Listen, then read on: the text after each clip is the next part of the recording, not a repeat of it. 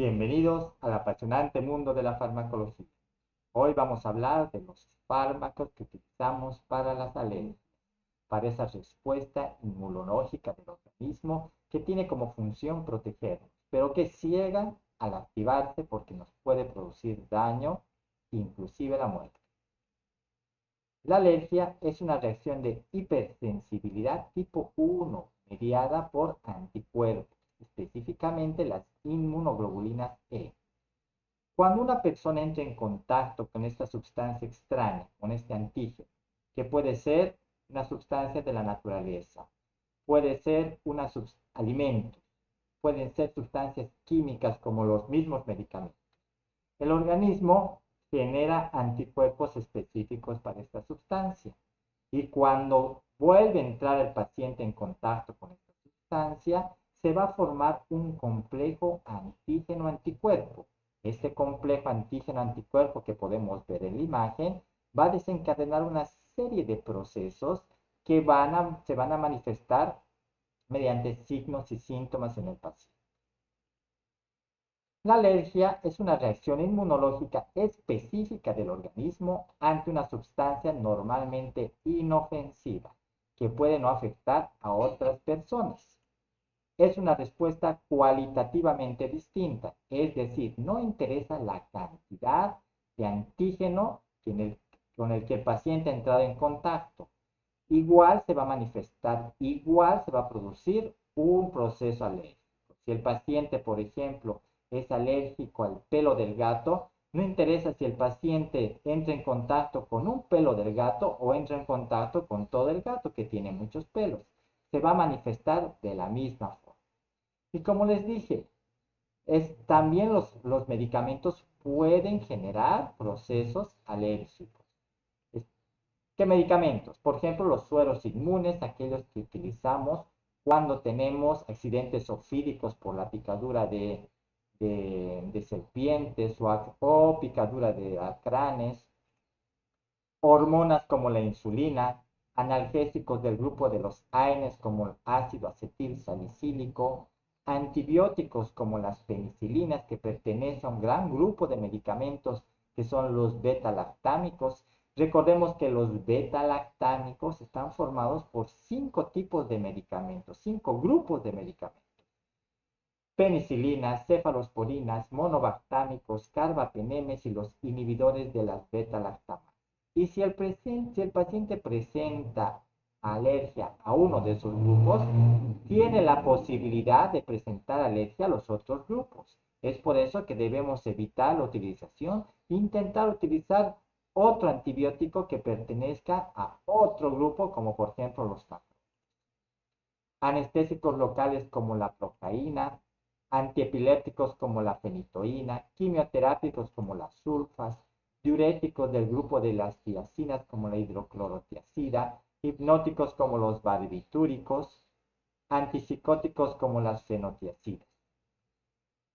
Aquí vamos a ver y a explicar el mecanismo de la alergia y así poder entender cómo actúan los medicamentos antialérgicos.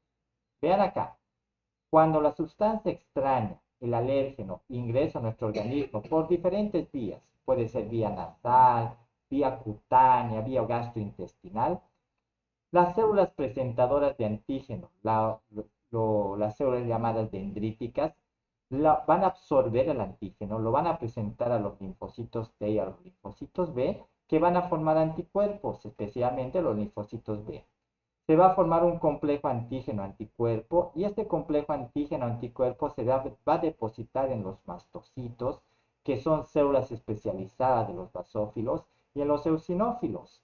Estos mastocitos y eosinófilos tienen dentro de su citoplasma una gran cantidad de histamina, la cual va a ser liberada. Y la histamina va a ser precursora también de otros mediadores químicos como los leucotrienos, prostaglandinas, citoquinas. Todos ellos van a, van a producir los síntomas de la alergia, como el asma, la rinitis, el eczema, el prurito, el escozor, las erupciones, la hipotensión, el dolor gástrico. Entonces, es importante recordar los mecanismos de la alergia alergia para poder entender dónde actúa cada uno de los medicamentos que vamos a ver. Y puesto que la histamina es el principal mediador químico productor de los signos y síntomas de la alergia, vamos a bloquear esta histamina. La histamina es una molécula hidrófila compuesta por un anillo imidazólico y una cadena de etilamino. Se encuentra almacenada principalmente en los mastocitos del tejido conjuntivo y en las células basófilas de la sangre. Existen diferentes tipos de histamina, histamina H1, histamina H2, que se unen a receptores específicos H1, H2. También tenemos, como vamos a ver después, la histamina H3, H4, que se une a receptores H3, H4. Cuando la histamina es liberada, por ejemplo, los receptores H1 que se encuentran en la membrana de las células musculares lisas de los vasos, bronquios, sistema tracto gastrointestinal, tejido de conducción del corazón, se acoplan al receptor y pueden causar vasodilatación, broncoconstricción, disminuye la conducción del impulso cardíaco a través del nódulo auriculoventricular y activación del músculo liso y desencadenan los síntomas de la alergia, especialmente la histamina H1. Es por eso que nosotros cuando utilizamos medicamentos para bloquear o para evitar la alergia, actuamos en contra de esta histamina H. La histamina H2 se encuentra en las membranas, los receptores de histamina H2 se encuentran en las membranas de las células parietales de la mucosa gástrica, en las células musculares lisas de los vasos y en las células miocárdicas. Regulan principalmente la secreción de ácido gástrico, favorecen la entrada de calcio al interior de las células del miocardio y aumentan la fuerza de contracción.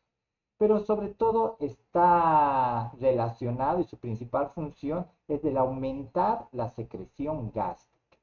Entonces, estos dos son los principales y las principales histaminas H1, H2 y los principales receptores se encuentran en esta localización con estas funciones. Para resumir un poco, la histamina H1 produce los síntomas de alergia. La histamina H2 produce aumento de la secreción gástrica. También tenemos histamina H3 y H4, que pueden ver en las, pero clínicamente no es muy relevante. Por ejemplo, la histamina H3 tiene receptores histamínicos H3 en las vías respiratorias, tubo digestivo y sistema nervioso central, e inhiben la liberación de noradrenalina, acetilcolina, norepinefrina y serotonina.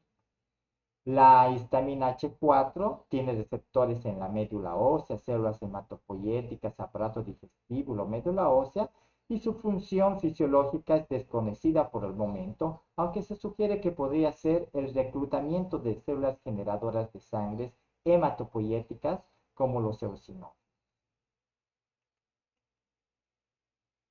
Debido a que la histamina H1, al unirse a su receptor específico, produce los signos y síntomas de las alergias, tenemos que bloquearla. Y los medicamentos que realizan esta acción se llaman antihistamínicos H1. Estos medicamentos se clasifican en primera generación, como la difenidramina, la clorferinamina, medicamentos clásicos, medicamentos bastante potentes, los intermedios como el ketotifeno y los de segunda generación, o también llamados antihistamínicos modernos o no sedativos, donde está la artemisol, la citricina, la loratadina. Se diferencian porque los de primera generación son sedativos y los de segunda generación no son sedativos. Y si tenemos un paciente que tenga una actividad peligrosa, es mejor recetar medicamentos de segunda generación. Pero ¿cómo actúan en nuestro organismo estos medicamentos? Modo de acción, ¿dónde actúan? Los antihistamínicos van a actuar en el sitio donde se está produciendo el síntoma, donde se está produciendo la alergia. Por ejemplo, en la figura vemos un vaso sanguíneo. Mecanismo de acción, producen un antagonismo competitivo con los receptores. Por ejemplo, cuando una sustancia ingresa al organismo, vamos a colocarle un nombre, el mofo de la humedad, ingresa al organismo. Se produce, los anticuerpos la reconocen como extraña, se unen a ella y van a formar un complejo antígeno-anticuerpo. el cual se va a depositar en la membrana de las células específicas como los mastocitos, los eosinófilos. Y estas van a liberar histamina. La histamina se va a unir a los receptores. Los antihistamínicos H1 se unen a estos receptores, evitando que la histamina se una al receptor H1. Por lo tanto, evitan que la histamina cumpla su acción alérgica en el organismo. Producen un bloqueo competitivo de los receptores. ¿Para qué está indicado? Para todas las enfermedades atópicas. Llamamos enfermedad atópica aquella que produce una hipersensibilidad del sistema inmunitario y que es de origen genético.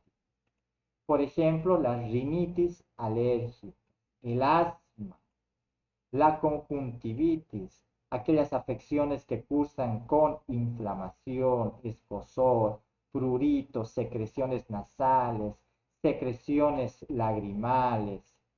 También tenemos a la urticaria, que se produce extensiones en la piel, erupciones tipo pápulas, tipo máculas, con bastante eritema alrededor, con bastante prurito.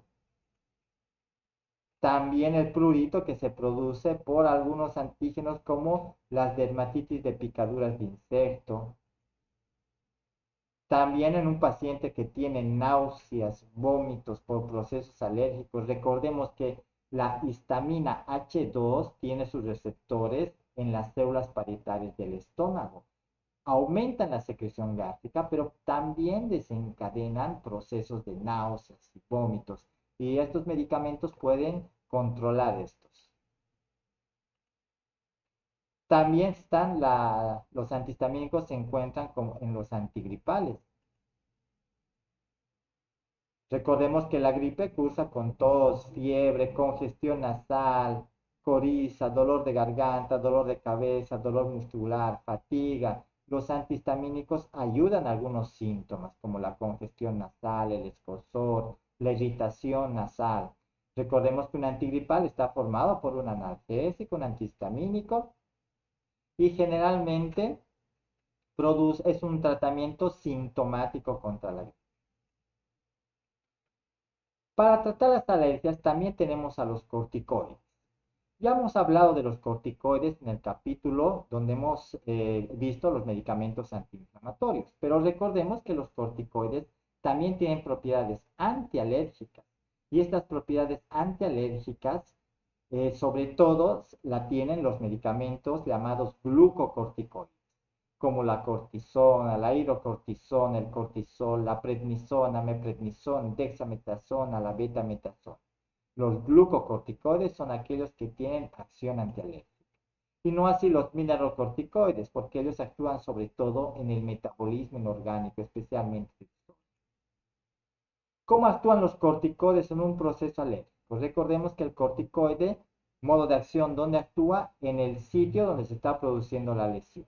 Y mecanismo de acción, los corticoides tenían dos tipos de mecanismo. Uno genómico, que aumentaba y disminuía la síntesis de proteínas, y un mecanismo no genómico, que tiene una acción enzimática, bloqueando la fosfolipasa.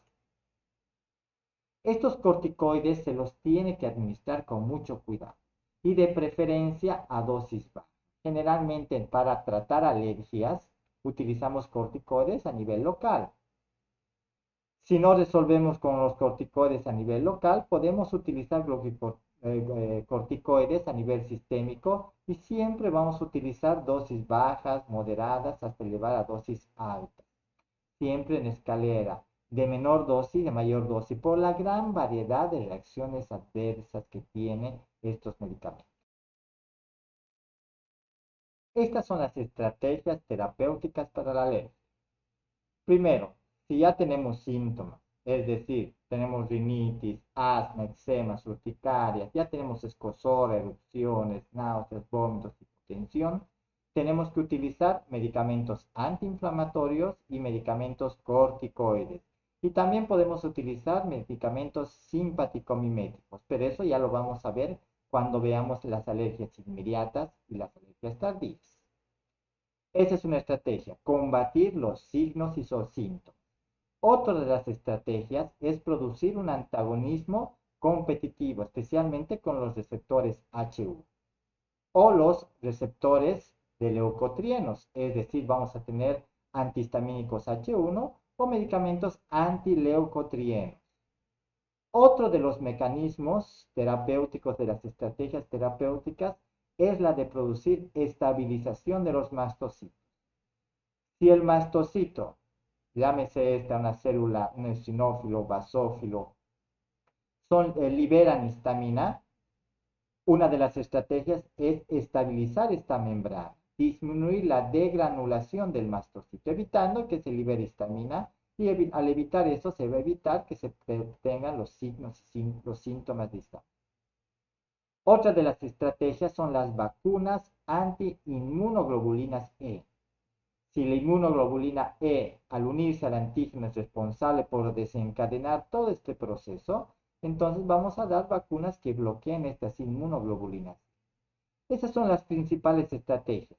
Pero recuerden que la base del tratamiento de la alergia es la de evitar el agente alérgico.